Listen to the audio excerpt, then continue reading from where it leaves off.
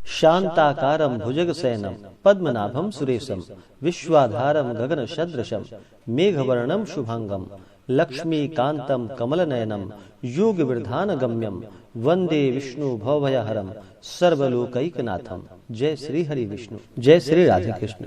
आप सभी का हमारे YouTube चैनल पे बहुत बहुत स्वागत है। आइए आज सुनते हैं पाप मोचनी एकादशी व्रत की कथा।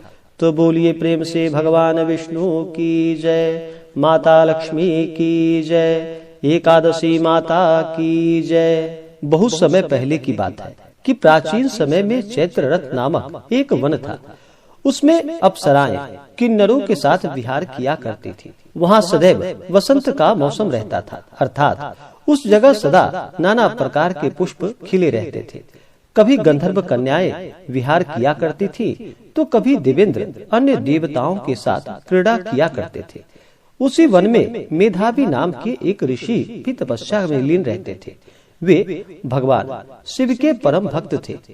एक दिन मंजू घोषा नामक एक अप्सरा ने उनको मोहित कर उनकी निकटता का लाभ उठाने की चेष्टा की। इसलिए वह कुछ दूरी पर बैठकर वीणा बजाकर मधुर स्वर में गाने लगे। उसी समय शिव भक्त महर्षि मेधावी को कामदेव भी जीतने का प्रयास करने लगे।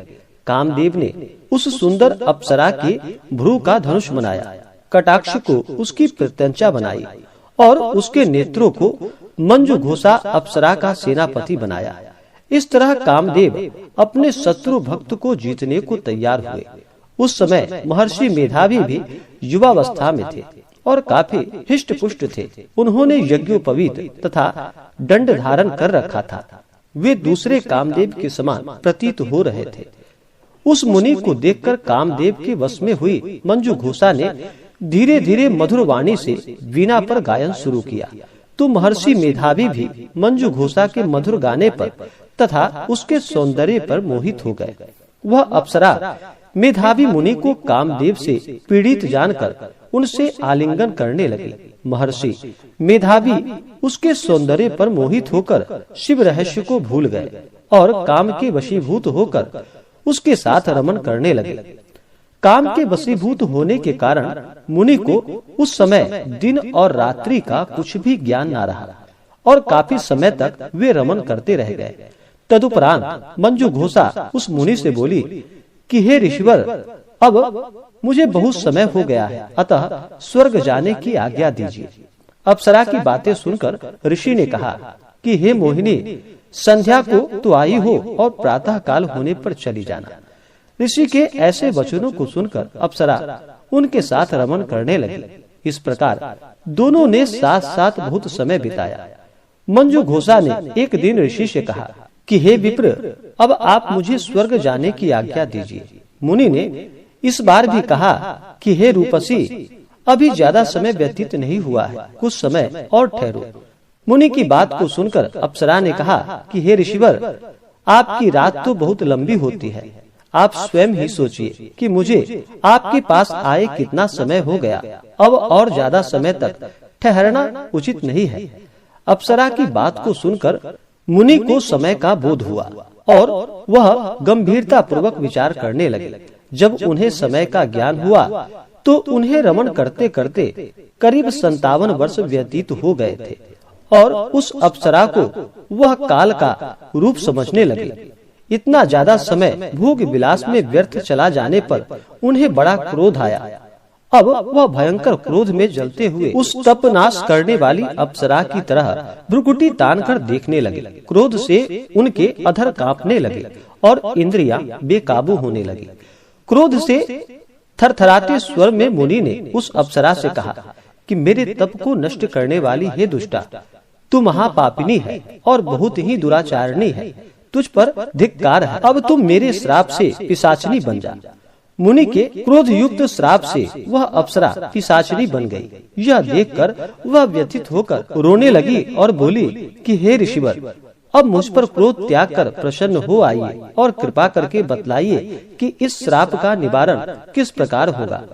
विद्वानों ने कहा है कि साधुओं की संगति अच्छा फल देने वाली होती है और आपके साथ तो मेरा बहुत वर्ष व्यतीत हुआ है। अतः आप मुझ पर अब प्रसन्न हो जाइए, अन्यथा लोग कहेंगे कि एक पुण्य आत्मा के साथ रहने पर मंजू घोषा को पिशाचिनी बनना पड़ा। मंजू घोषा की बात को सुनकर मुनि को अपने क्रोध पर अत्यंत ग्लानि हुई और साथ ही अपनी अपकृति का भय हुआ।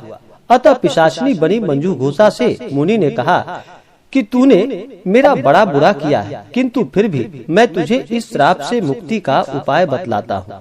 चैत्र माह के कृष्ण पक्ष की जो एकादशी है उसका नाम पाप मोचनी एकादशी है।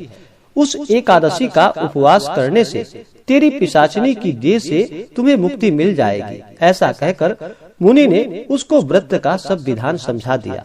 फिर अपने पापों का प्रायश्चित करने के लिए वे अपने पिता चैवन ऋषि के पास गए। चैवन ऋषि ने अपने पुत्र मेधावी को देखकर कहा कि हे पुत्र, ऐसा क्या किया है तूने कि तेरे सभी तप नष्ट हो गए, जिससे तुम्हारा समस्त तेज मलिन हो गया है। मेधावी मुनि ने लज्जा से अपना सिर झुकाकर कहा कि हे पिताश्री, मैंने एक अप्सरा से रमन करने का बहुत बड़ा पाप किया है। इसी पाप के कारण संभवतः मेरा सारा तेज और मेरा तप नष्ट हो गया है। कृपा करके आप इस पाप से छूटने का कोई उपाय बतलाइए। तो ऋषि ने कहा कि हे पुत्र, तुम चैत्र माह के कृष्ण पक्ष की पाप मोचनी एकादशी का पूरे विधि विधान के साथ तुम भी इस व्रत को करो, और इस व्रत को करने से, उपवास करने से तुम्हारे सभी पाप नष्ट हो जाएंगे। अपने पिता चैवन ऋषि की बातों को सुनकर मेधावी मुनि ने पाप मोचनी एकादशी का विधि पूर्वक व्रत किया और फिर उस व्रत के प्रभाव से उनके सभी पाप नष्ट हो गए। मंजू घोषा अप्सरा भी पाप मोचनी एकादशी का उपवास करने से पिशाचिनी की देह से छूट गई और पुनः अपना सुंदर रूप धारण करके स्वर्गलोक को चली गई। इस प्रकार से जो भी सच्ची श्रद्धा के साथ पाप मोचनी एकादशी का व्रत करते हैं, उनके सभी पाप और ताप नष्ट हो जाते हैं। तो बोलिए प्रेम से भगवान विष्णु की जय, माता लक्ष्मी की जय। जो भी जातक एकादशी का व्रत करते हैं, उन्हें इस व्रत के लिए दशमी के दिन से ही व्रत के नियमों का पालन करना चाहिए। दशमी तिथि के दिन शुद्ध और सात्विक आहार ग्रहण करना चाहिए।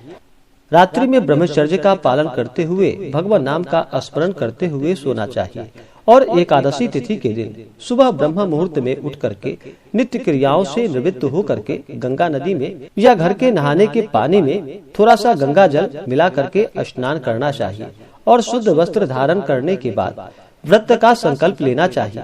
भगवान श्री हरि विष्णु से प्रार्थना करनी चाहिए कि हे भगवान विष्णु, आज मैं आपके पाप मोचनी एकादशी का व्रत करने जा रहा हूँ या करने जा रही हूँ। इस प्रकार से भगवान से प्रार्थना करनी चाहिए। जो भी मन में इच्छा हो, जो भी कामना हो, वह प्रभु से कहनी चाहिए और दिन भर उपवास रहते हुए इस व्रत को करना चाहिए। अगर उपवास न रह पाए तो एक समय फलाहार ग्रहण करना चाहिए और भगवान का पूरे विधि विधान के साथ पंचोपचार या षोडशोपचार पूजन विधि के द्वारा सुबह और शाम के वक्त पूजन करना चाहिए और रात्रि में भजन कीर्तन करते हुए, जागरण करते हुए समय को व्यतीत करना चाहिए और अगले दिन जा करके फिर सुबह उठ करके नित्य क्रियाओं से निवृत्त हो करके स्नान करके शुद्ध वस्त्र धारण करके भगवान का पूजन और आरती करना चाहिए। इसके बाद ब्राह्मणों को भोजन कराना चाहिए, ब्राह्मणों को दान और दक्षिणा देनी चाहिए। इसके बाद फिर समय के अनुसार व्रत का पारण करना चाहिए। इससे अनंत गुना पुण्य फलों की प्राप्ति होती है। तो आइए जानते हैं पाप मोचनी एकादशी व्रत के शुभ मुहूर्त के बारे में। इस बार पाप मोचनी एकादशी का व्रत जो कि 28 मार्च 2022 दिन सोमवार को किया जा रहा है। एकादशी तिथि प्रारंभ समय 27 मार्च 2022 दिन रविवार शाम 6:05 और एकादशी तिथि की समाप्ति होगी 28 मार्च 2022 दिन सोमवार शाम 4:16 और एकादशी व्रत का पारण किया जाएगा 29 मार्च 2022 दिन मंगलवार को। पारण का समय जो कि सुबह 6:15 से सुबह 8:43 तक इस व्रत का पारण किया जाएगा।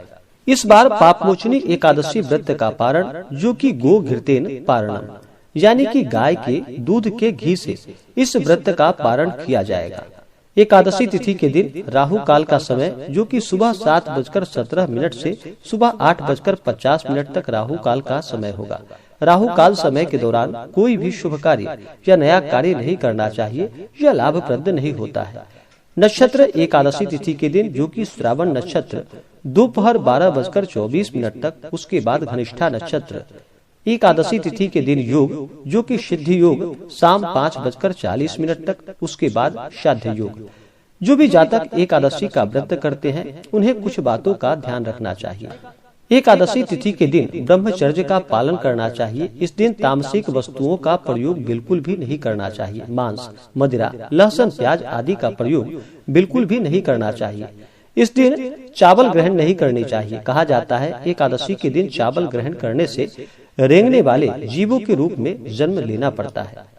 एकादशी तिथि के दिन तुलसी दल भी नहीं तोड़नी चाहिए। एकादशी के एक दिन पहले ही तुलसी दल भगवान के पूजन के लिए तोड़ लेनी चाहिए और भगवान विष्णु को तुलसी दल अर्पित करना चाहिए और भोग लगाते वक्त भी भगवान को अवश्य ही तुलसी दल चढ़ाना चाहिए। इससे भगवान अति प्रसन्न होते हैं। एकादशी तिथि के दिन किसी का अपमान बिल्कुल भी ना करे। इस दिन अपने मन में क्रोध ना लाए, किसी के प्रति अपने मन में ईर्ष्या या द्वेष का भाव ना लाए। महिलाओं का कभी भी अपमान ना करे।